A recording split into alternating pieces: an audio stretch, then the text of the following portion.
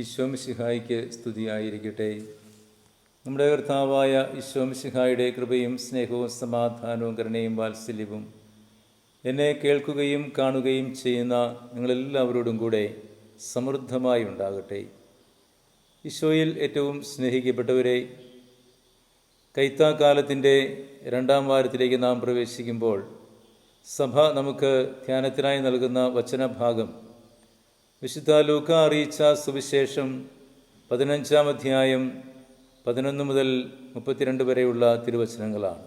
ഈ വചനഭാഗത്ത് നമുക്ക് സുപരിചിതമായ ധൂർത്തപുത്രൻ്റെ ഉപമയാണ് പ്രസ്താവിക്കുന്നത്. വളരെ തവണ നമ്മൾ ഈ വചനഭാഗം വായിക്കുകയും ധ്യാനിക്കുകയും ഒക്കെ ചെയ്തിട്ടുള്ളതാണ്. എങ്കിലും നമ്മുടെ ആരാധനാവത്സര കാലവുമായി നമുക്ക് ഈ ഉപമയെ ബന്ധപ്പെടുത്തി ഒന്ന് ധ്യാനിക്കാം. അതായത് കൈത്താക്കാലം സഭയുടെ വളർച്ചയുടെ കാലമാണല്ലോ, വിളവെടുപ്പിൻ്റെ കാലമാണല്ലോ.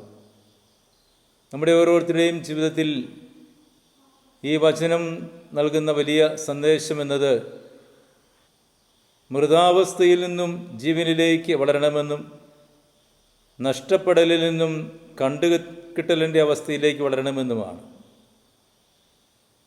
ഈ വചനത്തിൻ്റെ അവസാന വാക്യം 32-ാം വാക്യം പ്രതിപാദിക്കുന്നത് അതുതന്നെയാണ്. ജ്യേഷ്ഠനോട് പിതാവ് പറയുന്ന വാക്യം ശ്രദ്ധേയമാണ്. നിന്റെ ഈ സഹോദരൻ മൃതനായിരുന്നു, അവനിപ്പോൾ ജീവിക്കുന്നു; നഷ്ടപ്പെട്ടിരുന്നു, അവനെ കണ്ടുകിട്ടിയിരിക്കുന്നു. പ്രിയമുള്ളവരെ, ഈ അധ്യായത്തിൽ മറ്റ് 2 നഷ്ടപ്പെടലിൻ്റെയും കണ്ടുകിട്ടലിൻ്റെയും ഉപമ കർത്താവ് പറയുന്നുണ്ട്. കാണാതായ ആടിൻ്റെയും കാണാതായ നാണയത്തിൻ്റെയും ഉപമ. കണ്ടുകിട്ടുമ്പോൾ ഉടമസ്ഥനുണ്ടാകുന്ന സന്തോഷത്തെക്കുറിച്ചാണ് അവിടെ പ്രതിപാദിക്കുന്നത്. ഇവിടെയും അതുതന്നെയാണ്. യഥാർത്ഥത്തിൽ ഫലദായകമായ ജീവിതം എന്ന് പറയുന്നത് കണ്ടുകിട്ടലിൻ്റെ, വീണ്ടെടുപ്പിൻ്റെ, ജീവിക്കുന്ന അവസ്ഥയുടെ ഒരു അനുഭവമാണ്. ഈ ഉപമ നമുക്ക് നൽകുന്നതും അതുതന്നെയാണ്. നമുക്ക് ഈ ഉപമയൊന്ന് വിശകലനം ചെയ്യുമ്പോൾ നഷ്ടപ്പെടലിൻ്റെ ആരംഭവും കണ്ടുകിട്ടലിൻ്റെ അവസാനത്തിലേക്ക് വരുമ്പോൾ കണ്ടുകിട്ടലിൻ്റെ ആ ഒരു സമയം വരെ എത്തി നിൽക്കുന്ന ഒരു കഥയുടെ വളർച്ച നമുക്ക് കാണാൻ കഴിയും. ഒന്നാമതായി, ഈ മകൻ തൻ്റെ ഓഹരി വാങ്ങിക്കൊണ്ട് പിതാവിൽ നിന്നും അകന്നു പോവുകയാണ്. അതെ, തനിക്ക് അവകാശമായി കിട്ടേണ്ട ഓഹരി എന്നവൻ കരുതുന്നത് അവൻ വാങ്ങിക്കൊണ്ട് പോകുമ്പോൾ ഒരു പ്രത്യേകത അവിടെ സംഭവിക്കുന്നത്, അവൻ്റെ പിതാവിൽ നിന്നുമാണ് അകന്നു പോകുന്നത്. ഈ പിതാവിൽ നിന്നുമുള്ള അകൽച്ച അവനെ സംബന്ധിച്ചിടത്തോളം അതൊരു വലിയ ശൂന്യാവസ്ഥയാണ്. മുമ്പോട്ട് നീങ്ങുമ്പോൾ അവന് ഓഹരി വാങ്ങിക്കൊണ്ട് പോകുന്നു, അവനത് ധൂർത്തടിക്കുന്നു. അതിൻ്റെ 2ാമത്തെ തലത്തിലേക്ക് വരുമ്പോൾ ലാവിഷായിട്ടവൻ അത് ധൂർത്തടിച്ച് കൂട്ടുകാരോടുകൂടി ആഘോഷമായി ആർഭാടമായി ആരെയും ഗൗനിക്കാതെ കിട്ടിയ കൂട്ടുകാരുമായി സല്ലപിച്ച് അവൻ ആർഭാട ജീവിതം നയിക്കുകയാണ്. പ്രിയപ്പെട്ടവരെ, ഈ ആർഭാട ജീവിതം പിതാവിൽ നിന്നും അകന്നുള്ള ജീവിതത്തിൻ്റെ ഒരു ജീവിത ശൈലിയാണ് എങ്കിൽ അത് പെട്ടെന്ന് അസ്തമിക്കുകയാണ്. പിതാവിൽ നിന്നും അകലുന്ന വ്യക്തികൾക്ക് ക്ഷണികമായ ജീവിതമേ ഉണ്ടാകൂ, അല്ലെങ്കിൽ ഭൗമിക ജീവിതം, ഈ ലോക ജീവിതം ക്ഷണികവും താൽക്കാലികവുമാണ്, അല്ലെങ്കിൽ ലോകം തരുന്ന സന്തോഷം താൽക്കാലികമാണ് എന്ന് ഈ ഉപമ നമ്മളെ പഠിപ്പിക്കുകയാണ് ആദ്യമായി. ഇനിയും എന്താണ് സംഭവിക്കുന്നത്? അവൻ്റെ ആർഭാട ജീവിതം അവസാനിക്കുമ്പോൾ അവൻ ഒന്നുമില്ലാത്തവനായി മാറുകയാണ്. പിതാവിൽ നിന്നും ഉള്ള അകൽച്ചയുടെ 2ാം തലം എന്ന് പറയുന്നത് അവൻ ശൂന്യനായി തീരുന്നു എന്നുള്ളതാണ്. അവൻ്റെ കയ്യിൽ ഒന്നുമില്ലാത്തവനായി അവൻ മാറുന്നു. വിശപ്പിന് ആഹാരം കഴിക്കാൻ പോലും നിർവാഹമില്ലാത്ത അവസ്ഥയിലേക്ക് അവൻ അധപതിക്കുകയാണ്. അവിടെ എന്താണ് സംഭവിക്കുന്നത്? ഒരു നേരത്തെ ആഹാരത്തിന് വകയില്ലാതിരിക്കുമ്പോൾ 17-ാം വാക്യത്തിൽ നാം വായിക്കുന്നു, അപ്പോൾ അവന് സുബോധമുണ്ടായി. എപ്പോഴാണ്? പന്നിക്ക് കൊടുക്കുന്ന മരത്തവിടെങ്കിലും കിട്ടിയിരുന്നെങ്കിൽ എന്ന് അവൻ ആശിച്ച നിമിഷത്തിൽ അവന് സുബോധമുണ്ടാവുകയാണ്. എന്ന് പറഞ്ഞാൽ ഇതുവരെ ഉണ്ടായിരുന്ന കാര്യങ്ങളൊക്കെ അവൻ സുബോധമില്ലാതെ, സുബോധം നഷ്ടപ്പെട്ട അവസ്ഥയിൽ ചെയ്ത പ്രവൃത്തികളാണ്.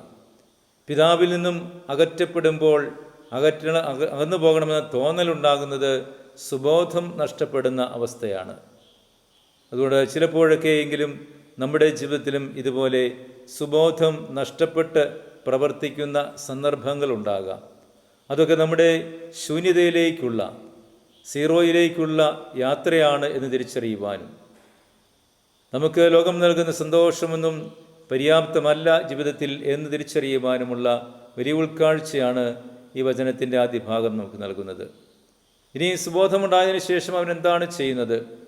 അവൻ തിരിച്ചറിയുകയാണ്, എൻ്റെ പിതാവിൻ്റെ ഭവനത്തിൽ എൻ്റെ ദാസന്മാർ എത്രയോ ശ്രേഷ്ഠമായ ഭക്ഷണം കഴിക്കുന്നു, ഞാനോ ഇവിടെ വിശന്നു മരിക്കുന്നു. ആ ഒരു സുബോധത്തോടെയുള്ള അവൻ്റെ ചിന്ത അവനെ ഒരു ഏറ്റുപറച്ചിലിന് കാരണമാക്കി തീർക്കുകയാണ്. ഞാൻ എൻ്റെ പിതാവിൻ്റെ പക്കലേക്ക് പോകും. അവനെ മാനസാന്തരത്തിലേക്ക് നയിക്കുന്ന, ഫലദായകമായ ജീവിതത്തിലേക്ക് അവനെ കൈപിടിച്ച് നടത്തുന്ന സുബോധം അവന് ലഭിക്കുമ്പോൾ അവൻ ആ പിതാവിൻ്റെ പക്കലേക്ക് മടങ്ങി വരികയാണ്.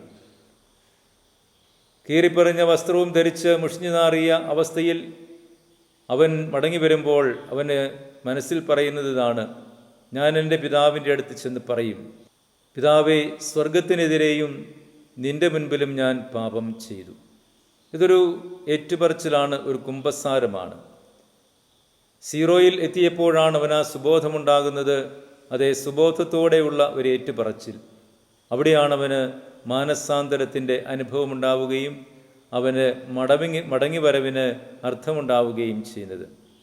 പിന്നീട് അവൻ ചിന്തിച്ചില്ല, ഉടനെ തന്നെ അവൻ ആ തീരുമാനം നടപ്പാക്കുകയാണ്. പിതാവിൻ്റെ പക്കലേക്ക് വരുന്നു. അതുവരെ അവൻ്റെ ജീവിതത്തെക്കുറിച്ചുള്ള കാഴ്ചപ്പാടുകളാണ് ഈ വചനഭാഗം നൽകുന്നത്. ഇനിയും പ്രതികരണമാണ് നമ്മൾ കാണുന്നത്. അതായത് മടങ്ങി വരുന്ന പുത്രനെ പിതാവ് എങ്ങനെ സ്വീകരിക്കുന്നു? നിഷേധിക്കുകയാണോ, അതോ തിരസ്കരിക്കുകയാണോ, അതോ സ്വീകരിക്കുകയാണോ, അതോ അവനെ തന്നോട് ചേർത്ത് നിർത്തുകയാണോ? തീർച്ചയായിട്ടും ഈ പിതാവ് ദൈവപിതാവിൻ്റെ പ്രതീകമായി നിലകൊള്ളുകയാണ്. നഷ്ടപ്പെട്ട ഈ മകനെ ദൂരെ വെച്ച് കണ്ടപ്പോൾ ഓടിച്ചെന്ന് കെട്ടിപ്പിടിച്ച് ചുംബിച്ച് മാറോട് ചേർത്ത് ആശ്ലേഷിക്കുന്ന വാത്സല്യം നിറഞ്ഞ ഒരു പിതാവിൻ്റെ വലിയ വെളിപ്പെടുത്തലാണ് കർത്താവ് ഇവിടെ നടത്തുന്നത്. പ്രിയപ്പെട്ടവരെ, ഈ മകനെ മുഷിഞ്ഞു നാറിയതായി കണ്ടിട്ടും, എല്ലാം നഷ്ടപ്പെട്ടവനായി കണ്ടിട്ടും, ഒന്നുമില്ലാത്തവനായി കണ്ടിട്ടും, സ്വത്തും സമ്പത്തുമെല്ലാം ദുർവ്യയം ചെയ്തിട്ടും ഈ പിതാവിന് യാതൊരു പരാതിയുമില്ല. തൻ്റെ മകൻ തിരിച്ചു വന്നല്ലോ എന്നുള്ള വലിയ കാഴ്ചപ്പാട്. ദൈവമായ കർത്താവിൻ്റെ മനോഭാവം, പ്രിയപ്പെട്ടവരെ, ഇത് തന്നെയാണ്. അനുതപിക്കുന്ന പാപിയെ കർത്താവ് ഒരിക്കലും കൈവിടുകയില്ല എന്ന് ഈ ഉപമ നമ്മെ വരച്ച് കാട്ടുകയാണ്. അനുതാപത്തോടുകൂടി കുമ്പസാരം നടത്തുന്ന ഒരു വ്യക്തിയെ സംബന്ധിച്ചിടത്തോളം അത് ആധ്യാത്മികമായ ഫലദായകത്വത്തിൻ്റെ ജീവിതത്തിലേക്കുള്ള മടങ്ങിവരവാണ്. ഈ മടങ്ങിവരവിൽ പിതാവ് ഒരിക്കലും നമ്മളെ കൈവിടുകയില്ല. പിതാവ് തൻ്റെ മാറോട് ചേർത്ത് നമ്മളെ ആശ്ലേഷിക്കും. നമുക്ക് വേണ്ടതൊക്കെ അവിടെ സജ്ജമാക്കും. നമ്മുടെ നഷ്ടപ്പെട്ടു പോയ കൃപാവരത്തിൻ്റെ ആ വസ്ത്രം നമ്മളെ ധരിപ്പിക്കുകയാണ്. അതാണ് ധൂർത്തപുത്രന് സംഭവിക്കുന്നത്. അവനെ കണ്ടു കഴിഞ്ഞപ്പോൾ അവൻ്റെ കുമ്പസാരമൊന്നും കേൾക്കുവാൻ നിൽക്കുന്നതിനേക്കാൾ ഉപരിയായി അവൻ്റെ മുഷിഞ്ഞു നാറിയ വസ്ത്രത്തിന് പകരം നല്ല വസ്ത്രങ്ങൾ കൊണ്ട് ധരിപ്പിക്കുവാനും മോതിരവും ചെരുപ്പ് അണിയിക്കുവാനും ഈ പിതാവ് ദാസന്മാരോട് പറയുകയാണ്. പ്രിയപ്പെട്ടവരെ, അവൻ ഒരിക്കലും പ്രതീക്ഷിക്കാത്ത ഒരു പ്രതികരണമാണ് തൻ്റെ പിതാവിൽ നിന്നും ലഭിച്ചത്. നമ്മളൊക്കെ കർത്താവിൻ്റെ സന്നിധിയിലേക്ക് മടങ്ങി വരാൻ തയ്യാറാകുമ്പോൾ, നഷ്ടപ്പെട്ട അവസ്ഥയിൽ നിന്നും വീണ്ടെടുക്കപ്പെട്ട അവസ്ഥയിലേക്ക് കടന്നു വരുമ്പോൾ, സ്നേഹമുള്ള പിതാവ്, വാത്സല്യമുള്ള പിതാവ് നമ്മയൊക്കെ രണ്ട് കരങ്ങളും നീട്ടി സ്വീകരിച്ച് മാറോട് ചേർത്ത് ആശ്ലേഷിക്കുമെന്ന് ഈ വചനഭാഗം നമ്മളെ ഓർമ്മിപ്പിക്കുകയാണ്. അതുകൊണ്ട് പ്രിയപ്പെട്ടവരെ, മടങ്ങിവരവിൻ്റെ സുവിശേഷം ഫലദായകമായ ജീവിതമാണ്. ഇനി ഇതിൻ്റെ അടുത്ത ഭാഗത്തേക്ക് പോകുമ്പോൾ നമ്മൾ കാണുന്നത് സഹോദരനുമായുള്ള ഒരു വലിയ ബന്ധത്തിൻ്റെ പ്രശ്നമാണ്. പിതാവിൻ്റെ കൂടെ നിന്ന് ജോലി ചെയ്യുകയും പിതാവിനെ സഹായിക്കുകയും ചെയ്ത മൂത്ത സഹോദരൻ ഇവൻ്റെ മടങ്ങിവരവിൽ ആഹ്ലാദിക്കുന്ന പിതാവിനെ വിമർശിക്കുവാൻ ഇടയാവുകയാണ്. പലപ്പോഴും ഇങ്ങനെയാണ് നമ്മുടെ ചെയ്തികൾ, നന്മ പ്രവൃത്തികൾ ചെയ്യുമ്പോൾ അവിടെയൊക്കെ വിമർശനങ്ങൾ ഉണ്ടാവുക സ്വാഭാവികമാണ്. ഇന്ന് നമ്മുടെ കേരളത്തിൻ്റെ മുൻ മുഖ്യമന്ത്രിയായിരുന്ന ഉമ്മൻചാണ്ടി സാറ് മരിച്ച് അടക്കപ്പെടുന്ന ദിവസമാണല്ലോ. അദ്ദേഹത്തിൻ്റെ ഒരു വീഡിയോ കാണുവാനിടയായി. അപ്പോൾ അദ്ദേഹം പറഞ്ഞത്, വിമർശനങ്ങൾ ഉണ്ടെങ്കിൽ മാത്രമേ ഒരു അധികാരിക്ക്, ഒരു നേതാവിന് ശരിയായ ഭരണം കാഴ്ചവെക്കാൻ കഴിയൂ എന്നാണ്. അത് അദ്ദേഹത്തിൻ്റെ ജീവിതത്തിലെ ഒരു പാഠമായിരുന്നുവെന്ന്. പ്രിയമുള്ളവരെ, നമ്മളൊക്കെ പല കാര്യങ്ങൾക്കും വിമർശനങ്ങൾ നേരിടുന്നവരാണ്, കേൾക്കുന്നവരാണ്. വിമർശനങ്ങൾ ഉണ്ടാകുന്നത് നന്മയ്ക്കായിട്ട് വിനിയോഗിക്കാൻ തയ്യാറാകുമ്പോഴാണ് അവിടെയൊക്കെ നന്മയുണ്ടാകുന്നത്. അതുകൊണ്ട് ഇവിടെ പിതാവിനെ വിമർശിക്കുന്ന പുത്രനെ കാണുന്നുണ്ടെങ്കിലും പിതാവ് ആ പുത്രനെ എന്താണ് ചെയ്തതെന്ന് ബോധ്യപ്പെടുത്തുകയാണ്. അതായത് മടങ്ങിവരവിൻ്റെ സുവിശേഷം, മൃതാവസ്ഥയിൽ നിന്നും ജീവനിലേക്ക് പ്രവേശിക്കുന്ന സുവിശേഷം പിതാവ് പുത്രനെ മനസ്സിലാക്കി കൊടുക്കുകയാണ്. അവിടെ പുത്രനത് തിരിച്ചറിയുകയും അവൻ്റെ വിമർശനം അവസാനിപ്പിച്ച് പിതാവിനോട് ചേർന്ന് സഹകരിക്കുകയുമായിരിക്കാം. അതിൻ്റെ പിന്നീടുള്ള അവസ്ഥയെക്കുറിച്ചൊന്നും പറയുന്നില്ല എങ്കിൽ പോലും ഈ സുവിശേഷത്തിൻ്റെ കോർ എന്ന് പറയുന്നത്, അതിൻ്റെ സത്ത എന്ന് പറയുന്നത് അതുതന്നെയാണ്. സുബോധം നഷ്ടപ്പെട്ട അവസ്ഥയിൽ അവൻ ദൂരോട്ട് അകന്നു പോകുന്നു. പിന്നീട് അവൻ സുബോധമുണ്ടാകുമ്പോൾ അവൻ മടങ്ങി വരുന്നു. ഈ മടങ്ങിവരവ് ഈ മകനെ സംബന്ധിച്ചിടത്തോളം ഒരു പുതുജീവനിലേക്കുള്ള പ്രവേശനമാണ്. പ്രിയപ്പെട്ടവരെ, ഈ ആരാധനാ വത്സരകാലത്തിൽ കർത്താവ് നമ്മളിൽ നിന്നും പ്രതീക്ഷിക്കുന്നത് അതുതന്നെയാണ്. മറ്റൊന്നുമല്ല, നമ്മൾ മടങ്ങി വരേണ്ടിയിരിക്കുന്നു. എത്രത്തോളം അകന്നു പോയോ അത്രത്തോളം നമ്മൾ അടുത്തു വരേണ്ടിയിരിക്കുന്നു.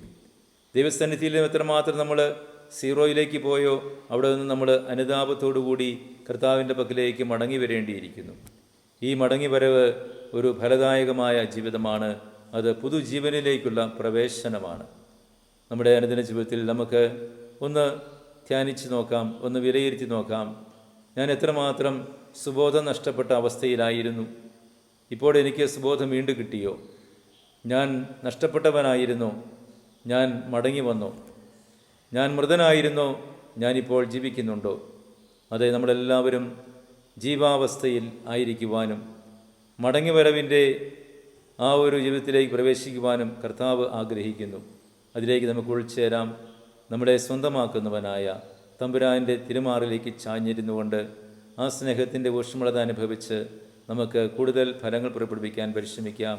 അതിന് ഫലദായകത്വം നൽകുന്ന പരിശുദ്ധാത്മാവിൻ്റെ ശക്തിയാൽ നിറയപ്പെട്ട് ഈശോയോട് ഒന്നുചേരാം. ഈശോ നമ്മളെല്ലാവരെയും സമൃദ്ധമായി അനുഗ്രഹിക്കട്ടെ.